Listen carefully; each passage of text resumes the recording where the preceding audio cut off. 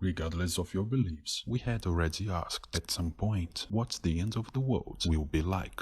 According to the Bible, the apocalypse was described and witnessed by the Apostle John after having a vision of what the end of time would be like. Have you ever imagined what the biblical apocalypse would look like? I'm Stallion Edgar, and this is Fear the Weird. Do you believe there is more to life than what we're told?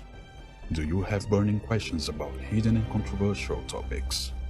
Subscribe to our channel and turn on the bell notification to unravel the mysteries of life and the universe.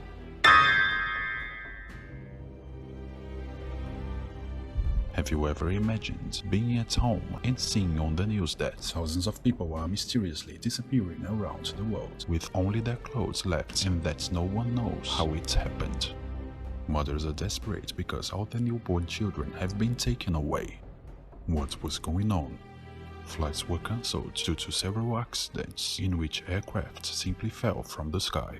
The same happening with traffic. Several cars crashing around the world, but drivers were nowhere to be found. Hospitals are overcrowded, with an overwhelming number of accidents and lack of doctors and nurses who disappeared without a trace. Security cameras recording the sudden disappearance of people, leaving only the clothes. Have you ever stopped to think about the chaos this would bring when thousands of people are disappearing out of nowhere? This is how the great biblical apocalypse begins.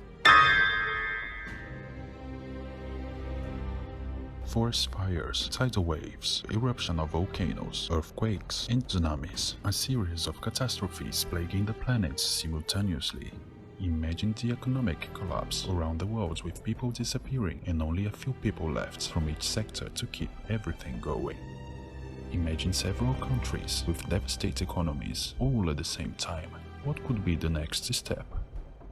Looking for natural resources that can represent money as desperate means to stabilize the economy. And what does it mean?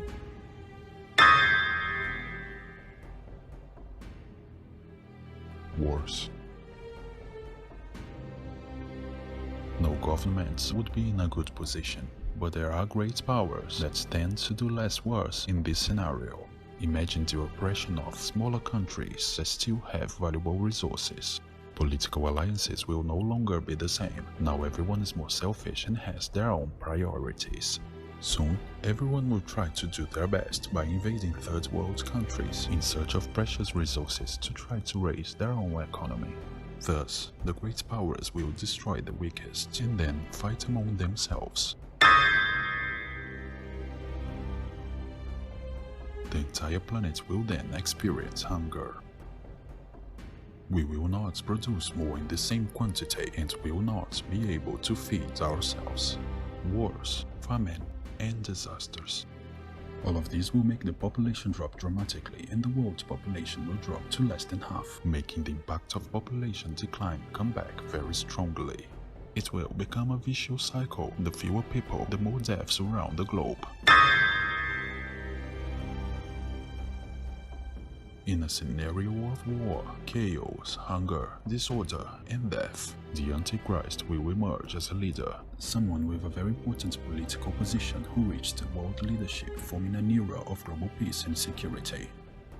He will be seen as a peaceful diplomat, convincing all world leaders with his subtlety, ingenuity, and wisdom.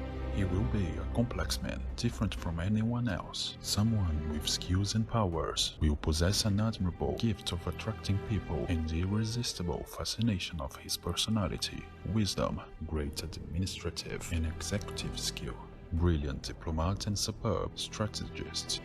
All of this will make him the most remarkable and important man of all time. He will have a gentle, harmless, and compassionate personality and will dedicate himself to world peace and prosperity. This leader will be ready to solve current problems on a global scale. According to the Bible, this leader will rule the entire world, will control the world economy, and will have the consent of all countries. He will make a peace agreement with Israel, and also, according to the book, his personal characteristics are that of an intellectual being, a true military, political, administrative, and religious genius. But the real intention of this leader is to reach the New World Order.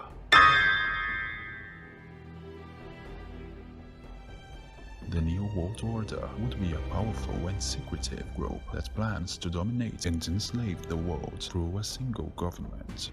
The New Order would be a plan with the objective of overthrowing the governments of the world as well as eradicating all religions and beliefs and unifying humanity under a new order that would be based on an extremely uniform ideology, a single currency, and an universal religion.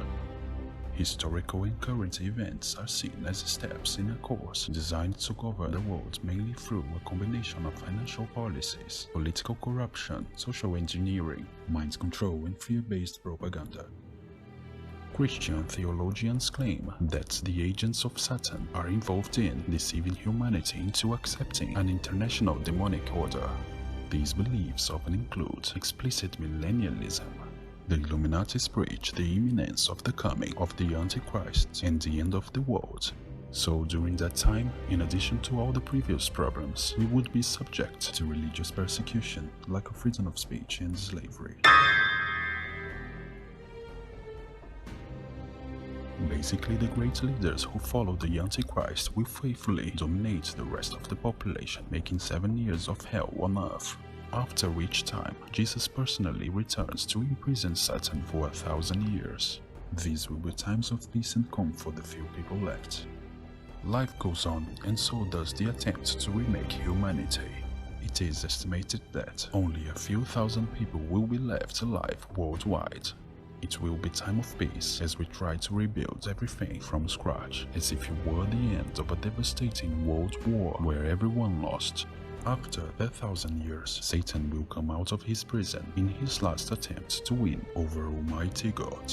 In this way, one last and epic final battle will be fought. Some Christian theologians say that this interpretation will be the kingdom of the Antichrist against several nations since their empire is disintegrating. Other texts say that all nations will be battling Jesus Christ, as it says in the Apocalypse. Then I saw the beast and the kings of the earth, and their armies gathered together to wage war against the rider on the horse and his army. The Antichrist will invade Israel and then take his troops south, where North Africa would be including Egypt and Libya. Their economic dictatorship will be challenged, involving military activity during the second half of the tribulation. By the end, the king of the south, probably Egypt, Libya, and others, will rebel. He will bring his troops through Israel. The Antichrist will be bordered by news from the east and the north, so he will return to establish a test area in the Armageddon Valley between the sea and the mountain of Mount Zion. He will return to Israel, and their command post was established. The Armageddon Valley is just 20 miles inland from the port city of Haifa, through which all the world's sea armies can enter. In a last pointless effort to unify the armies of the earth and to divert attention from the fact that it hopes that the world's powers are weakening, the Antichrist will declare war on Jesus Christ himself, the common enemy of all the degrading people of the tribulation. The aim of their wrath will be the chosen people in Jerusalem, where they were defeated.